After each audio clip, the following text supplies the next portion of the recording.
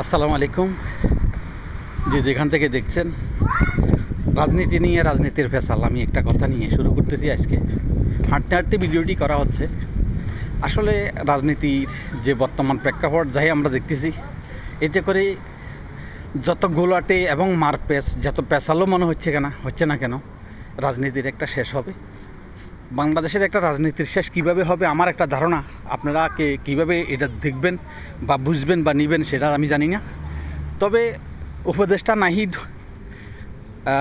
নাহিদ উপদেষ্টা থেকে পদত্যাগ করার পরে উনি একটা রাজনৈতিক দলের প্রধান হয়ে আসতেছেন, অর্থাৎ একটা নতুন রাজনৈতিক দল আসতেছে। যেই রাজনৈতিক দলটি আসলে এরা বৈষম্য বিরোধী ছাত্র আন্দোলন, জনতা নিয়ে যে আন্দোলনটি হয়েছে, সফলতার সাথে সে বিপ্লবটা যারা ঘটিয়েছে, ফেসিস্টকে যারা এইভাবে তাড়িয়েছে, তাদের একটা দল আসবে। তবে অদূর ভবিষ্যৎ আমার মনে হচ্ছে যেন এরকমই।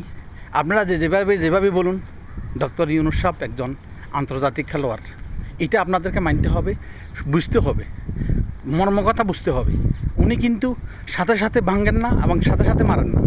তার ভাঙ্গা এবং মারার স্টাইলটা হলো আপনাকে দেখে শুনে বুঝে তারপরে। কিন্তু উনি উনি যে ডক্টর যে উপাধি পেয়েছেন, তবে ওনার বিষয়টা নিয়ে অনেকে এভাবেই আলোচনা করেন যে উনি করেন এবং দেখিয়ে দেন, দুইটাই। কিছু কিছু বক্তা বা কিছু লোকজন আছেন যারা করেন, শুধু বলেন কিন্তু করতে পারেন না। উনি এমন এক ব্যক্তি, উনি করেন এবং দেখিয়ে দেন, করিয়ে দেখেন, এমন এক ব্যক্তি। তবে আমি ভবিষ্যৎ রাজনীতির বিষয়টা যেটা আপনাদেরকে বলতে চাইতেছি, আপনারা যারাই ওই যে কেমনে একটা কথা আছে, ওই গাছে কাঁঠাল গোফে তেল, আমার কাছে এরকমই মনে হইতেছে। অন্যান্য রাজনৈতিক দল যারা আছেন, আপনারা যতই খুশি হন, যতই আনন্দিত হন, নিজের ভিতরে যে প্রধানমন্ত্রী হওয়ার বা এমপি হওয়ার যে আপনাদের স্বপ্ন, এটা মনে হয় ডক্টর ইউনূস সাহেবের বর্তমান যেই তত্ত্বাবধায়ক সরকার বলেন বা অন্তর্বর্তী সরকার, যে বর্তমান সরকার যারাই আছেন, ওনারা মনে হয় আপনাদেরকে এই স্বপ্ন পূরণ করবে না বা স্বপ্ন পূরণ হওয়ার মতো সুযোগ দেবে না। আমি আপনাদেরকে একটা কথা বলি, ভবিষ্যৎ কী হইতে পারে, হয়তো এমনই হইতে পারে, নতুন দল এক সময় হয়তো দেখবেন যে আকস্মিক একটা ক্ষমতায় আসবে, যেটা 1990 সালে 91-তে যখন বিএনপি সরকার ক্ষমতায় আসে। ক্ষমতার একটা প্রেক্ষাপট আপনাদেরকে আমি বলতে হচ্ছে এখানে, যে এরশাদ সরকার, এরশাদ যখন হয়ে যায়, পদত্যাগ করে বা ওনারা যখন ক্ষমতা থেকে চলে যায়, তখন বাংলাদেশে আওয়ামী লীগ সরকার একটা তাদের যেটা বলে গাইবী মন্ত্রিসভা তারা গঠন করে ফেলেছিলেন।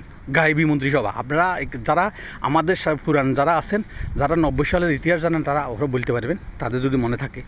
গাইবী একটি মন্ত্রিসভা ওনারা গঠন করে ফেলছিলেন। তো সেখানে বিএনপি বা অন্যান্য কোনো দল এইসব বিষয় নিয়ে তাদের কোনো রকমের আকাঙ্ক্ষা ছিল না, তাদের কোনো ইচ্ছাও ছিল না, তারা কিছু কেন হবে এই কথা তাদের ধারণাও ছিল না।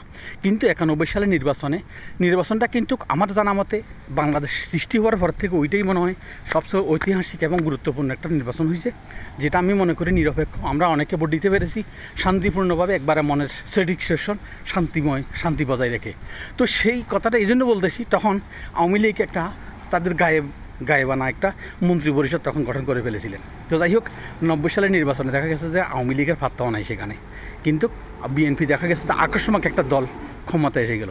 আর সেখানে দেখা গেছে, তার পরবর্তী সময়টা বলি, তো এই লাজ এবং ক্ষোভে আওয়ামী লীগ সরকারের তখন প্রধান, যিনি বর্তমান প্রধান শেখ হাসিনা, দল থেকে পদত্যাগ করেছিলেন, কান্নাকাটি করেছিলেন।